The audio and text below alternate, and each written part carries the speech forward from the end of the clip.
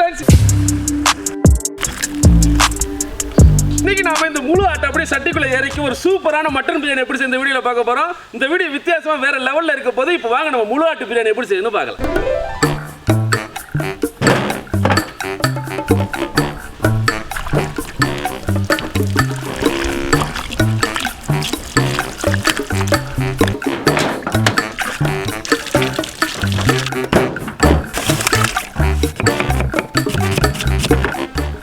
கரியா 8 kilo weight இருக்கு. இன்னைக்கு நாம 5 கிலோ அரிசி 8 கிலோ இந்த முழு மட்டன்ல தான் இந்த பிரியாணியை செய்ய போறோம். இந்த ஆடு முழுசா இருக்கிறதுனால இந்த மசாலாவில் வேக வைக்க முடியாது. அதனால இந்த ஆட்டை மட்டும் தனியா தண்ணி ஊற்றி ஒரு 3/4 பதம் வேக வச்சுக்கலாம். வாங்க முதல்ல ஆட்டுல உப்பு மசாலா செய்யறதுக்காக லைட்டா கோடு போட்டுக்கலாம்.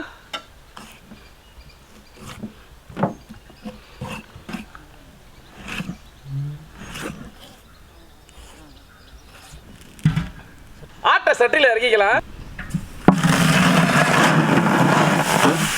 ஆடு முங்குற அளவுக்கு தண்ணி, ஆட்டுக்கு தேவையான உப்பு, 200 கிராம் இஞ்சி பூண்டு பேஸ்ட் இதில் சேர்த்துக்கலாம். ஆடு ஒரு 3/4 பதம் வேகட்டும். ஆடை வேக வைக்கிற தண்ணி எதை நம்ம பிரியாணிக்கு இடகட்ட அளந்து ஊற்றுவோம். அதனால அதை வேஸ்ட் பண்ணிட வேண்டாம். அதே மாதிரி மட்டனை இந்த மாதிரி வேக வைக்கும் போது நெருப்பை கம்மியாக அடுப்பை சிம்மில் வச்சு வேக வச்சுக்கோங்க. அப்போ தான் கறி நல்லா சாப்பிட்டா சாப்பிட்றதுக்குள்ள சுலசலையாக வரும். இப்போ வாங்க கறி 3/4 பதம் வெந்துருச்சான்னு பார்க்கலாம்.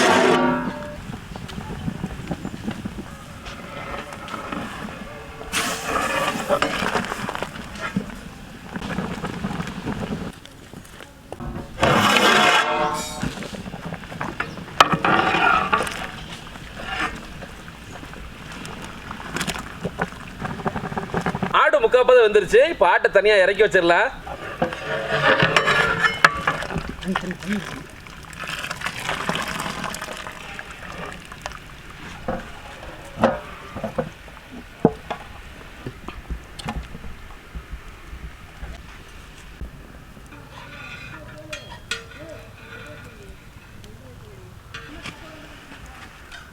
பிரியாணிக்கு சட்டி ஏற்றிடலாம். நாம எப்போ யூஸ் பண்ற அலையாத்தி மரச்சக்கலாட்டின சுத்தமான தேங்காய் எண்ணெய் 200 ml, கடலை எண்ணெய் 800 ml ஊற்றிக்கலாம். எண்ணெய் சூடாயிருச்சு. இப்போ பட்டை, கிராம்பு, ஏலக்காய், இலை, கல்பாசி மொத்தமாக இதில் 20 கிராம் சேர்த்துக்கலாம். அடுத்து கையோட பெரிய வெங்காயம் 2 கிலோ, பச்சை மிளகாய் ஒரு 15 இதில் போட்டுக்கலாம். வெங்காயம் நல்லா பொன்னிறமாகணும். நீங்க எந்த பிரியாணி செஞ்சாலும் வெங்காயத்தை நல்லா பொன்னிறமா வதக்கிக்கணும். அப்பதான் பிரியாணிக்கு உண்டான டேஸ்ட் கிடைக்கும். இன்னைக்கு நாம பாசுமதி அரிசியை பயன்படுத்தல, சீரக சம்பா அரிசியை தான் பயன்படுத்த போறோம். எந்த அரிசியா இருந்தாலும் பிரியாணி செய்யறதுக்கு முன்னாடி அதை ஊற வச்சுக்கணும். அப்பதான் அரிசி நல்லா சாஃப்டா கிடைக்கும். இப்போ அடுத்து வெங்காயம் நல்லா பொன்னிறமானதும் மிளகாய்த்தூள் அப்புறம் இஞ்சி பூண்டு பேஸ்ட் சேர்த்துக்கலாம். இப்போ மிளகாய்த்தூள் 50 கிராம், இஞ்சி பூண்டு பேஸ்ட் சமமா அரைச்சது ஒரு 800 கிராம் இதுல போட்டுக்கலாம்.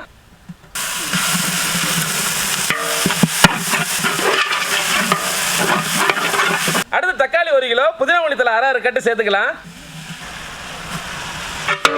பிரியாணிக்கு தேவையான உப்பு, தக்காளி ஓரளவு வதங்கட்டும். இப்போ பிரியாணி மசாலா 100 கிராம், 1/2 லிட்டர் தயிரை சேர்த்துக்கலாம்.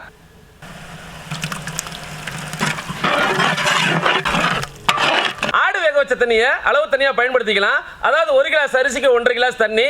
இப்போ மசாலா அடி பிடிக்காம இருக்க கொஞ்சமா தண்ணி சேர்த்துக்கலாம்.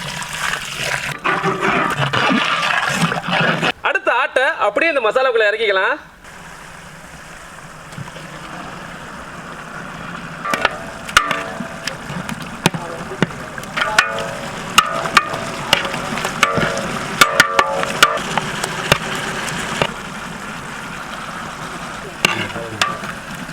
இந்த ஆட்டை முடிஞ்ச அளவு மசாலால நல்லா பெரட்டி வச்சுக்கணும். அப்புறம் தண்ணியை எடகட்டி தண்ணி நல்லா கொதிச்சதும் எலுமிச்சம்பழ சாறை ஊற்றி உப்பு புளிப்பெல்லாம் சரியா இருக்கான்னு செக் பண்ணிட்டு அப்புறம் நாம ஊற வச்ச அரிசியை போட்டு அரிசி நல்லா வெந்ததும் தம் போட்டு அப்படியே ஆட்டோட பிரியாணியை சேர்த்து ரசிச்சு ருசிச்சு சாப்பிட்டோம்னா ஆகா சுவையான மட்டன் பிரியாணி ரெடி.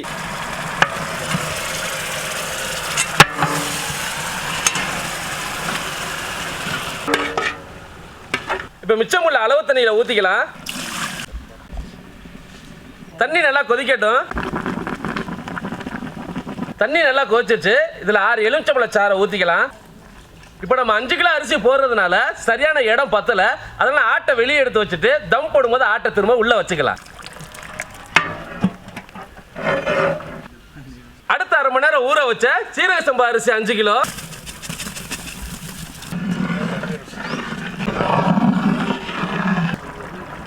ஒரு 10 நிமிஷம் அரிசி வேகிற வரைக்கும் மூடி வச்சுக்கலாம். இந்த மாதிரி டயத்தில் ஆடை உள்ளே இறக்கி தம் போட்டுடலாம்.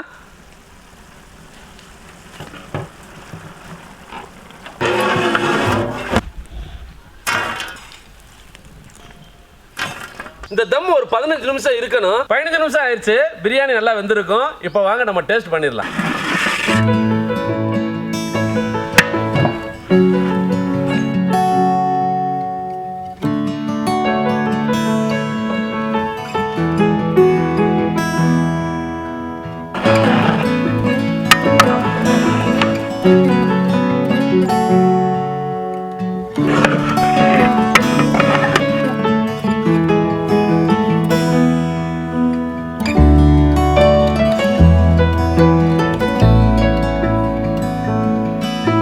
முழு ஆட்டு பிரியாணி ரெடி ஆயிடுச்சு. இப்போ வாங்க நம்ம டேஸ்ட் பண்ணலாம்.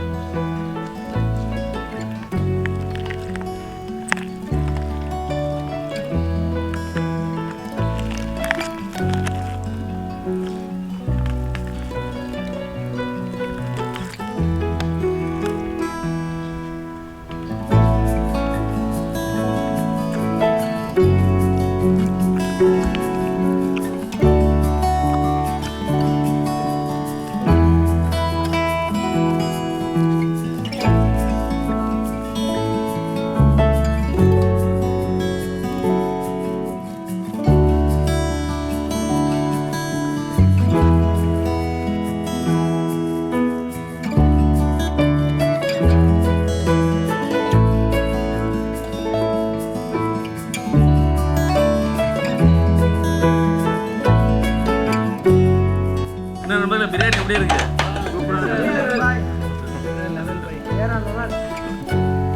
முழு ஆட்டு பிரியாணி செம்மையா வேற லெவல்ல இருந்துச்சு. கண்டிப்பா நீங்களும் உங்க நண்பர்களோட இதே மாதிரி ட்ரை பண்ணி பாருங்க. நீங்க ரொம்ப லைக் பண்ணுவீங்க. இந்த வீடியோ உங்களுக்கு பிடிச்சதை லைக் பண்ணுங்க, உங்க ஃப்ரெண்டு கூட ஷேர் பண்ணுங்க, மறக்காம பேஜை ஃபாலோ பண்ணுங்க. மீண்டும் அடுத்த வீடியோட சந்திப்போம். பாய்.